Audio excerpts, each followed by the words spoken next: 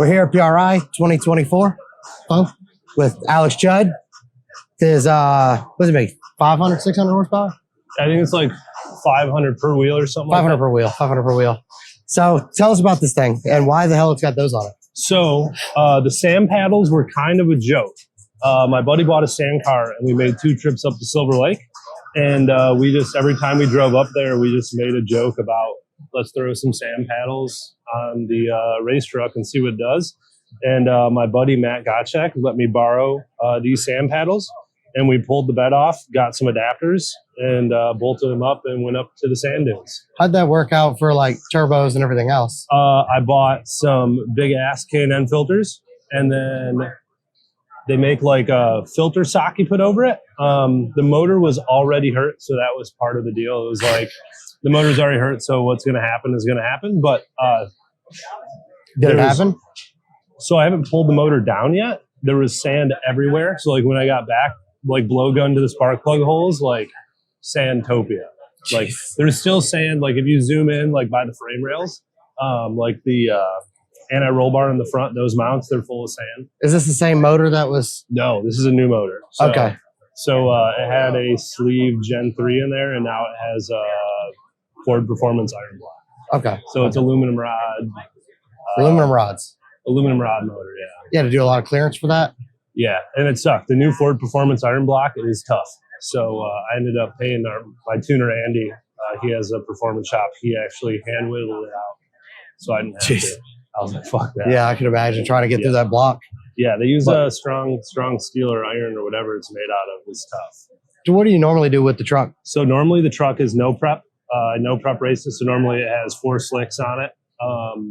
Back of the track, play around on the street. I street drive it a bunch. Drive it to work, around town. So it's a street truck? Yeah, I mean, I street drive it. I think this setup probably got like 5,000 miles on it this summer. Jesus. It's Michigan summer, so I drive the hell out of it. It's on Pumpy 85, and we'll put some good stuff in it when we race, but stop at the gas station, fill it up. What do you normally run in it? What do you mean? Fuel. Fuel-wise? Whatever's available, basically. Whatever's available at the track. I think in Florida at the Cletus race, what did we get? I don't know. VP, just a VP. X85 or something? Something like that. Yeah. Is that interior? Oh yeah, full interior. I was like, wait, there's a whole console and everything. Yeah, so it's the center console from a 4-wheel drive truck. And it's obviously is 4-wheel drive. It is 4-wheel drive. It doesn't have AC currently, but I have electric AC kit for it. Do you need AC? It's really cold up here. In the summer, it gets hot and humid and gross. Does it? Oh yeah. Yeah. I can imagine if it's the opposite of this. This is a frozen hell. Yeah, this sucks. It was 12 degrees when we walked it out. It's like walk backwards kind of cold right now. Walk backwards kind of cold? You've never heard that? No. Yeah, it's I cold try to stay away from backwards. this. Remember, I live on an island. Yeah, it's true. I forgot. Yeah. It was 85 and sunny when I left to get on a plane. Yeah. So what's the setup under here? Okay, so setup under here. It looks like the motors move back. People always ask, but normally this plastic cowling comes here. Radiator AC radiator and AC condenser usually sit up here. So it fills in this gap, but it's all moved to the back.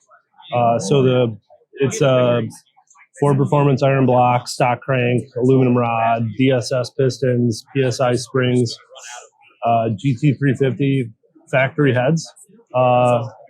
Basically pretty simple setup.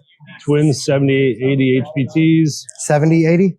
7880s. 7880, okay. Yep. 7880. And then we had on the dyno, it made 2385. So far we've only turned it up to like 50 pounds. Only 50 pounds. Okay. Yeah, we're going to try and hit it next year with like 60, but I ran out of fuel. So in Puerto Rico, they run 100 plus. Yeah, but they're like little 4-cylinders. 6. Just saying. Boost is just a measure of restriction. That's right. That's right. So who built the motor? I built the motor. So I had the local machine shop machine it.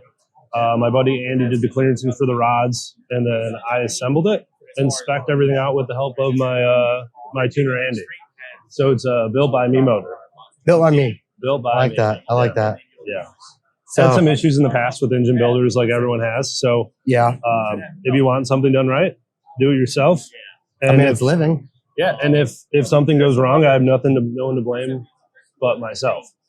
I mean, even if somebody else did it, we'd still blame you. Yeah, 100%. Yeah, Right, or right. the tuner. Tuner, Yeah. 100%. It's the I can blame tuner. the tuner. Always the tuner. Ever since he tuned my car, man, my tires been flat. Yeah, that's I've seen it. But so what races do you have? Any races coming up that you plan on doing, or just kind of anybody that wants to pull up? Kind of like that night we went out. Yeah, kind of like that night we went out. Yeah, and we waited till 3 a.m. and nothing happened. So we were in Florida for FL2K, and they had what was it, like a cash days? Yeah, it was cash days. So we went down to the Cletus race, and basically I didn't get invited to the Cletus race until a week before, and this truck didn't have a good motor in it. So I built this motor in like 6 days' time. It also had a stock cast drum in the trans. Yeah, the trans was not built the way I thought it was. So we were testing at the Freedom Factory the night before and grenaded the trans. And then we found a local shop that fixed the trans. So what the race was Wednesday. Yeah. So we broke the trans Tuesday night, pulled it Tuesday night, brought it to the trans shop Wednesday morning. It was a trans shop because Cooper Bogetti is the one that got us the connection. Yeah, Cooper gave us a contact. I wish I had. Cooper, It's like- in the comments, tell him let about the us trans know. guy. He was good, huh? Dude, he was awesome. We brought it by. I sat there and hung out with him, and I was washing all the parts. We have a video of me washing the parts there. But he hooked it up, rebuilt the trans. I had the trans back in that night. And then we basically just squatted at the Freedom Factory. Yeah. All weekend. We just left the trailer and truck where it was and just hung out for FL2K. And then we found a cash days Friday, or was that Saturday night? Saturday. Yeah, Saturday night we went to the spot, and then it rained out. We waited there till like 1, 2. It rained out, and they gave everyone's money back. And then we found one person to race us like 2 hours away, basically just for fun, $100 or $200, something like that. But we got there, had no testing on the setup, and broke it. It didn't help that you went out there and said, I want to race the fastest person here, first race down. Yeah. Well, that was Franco.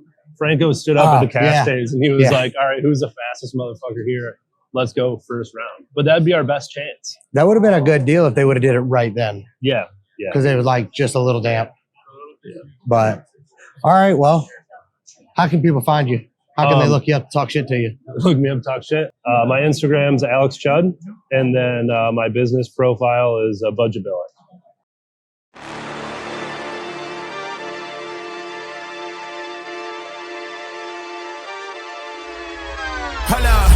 Why do they doubt the kid? Artlist.io. I got a low tolerance, cause they don't even know what the problem is. It's me. You waiting on the boy to fail, then hold your breath and face your death. Cause you play a roulette with each step I progress, no less. Go ahead and place your bet. Cause we know where we at, we know we top tier. Cause all the hate that you bring, we know it stops here. I'm taking off like a rocketeer and stopping here. Music licensing reimagined. Wait up.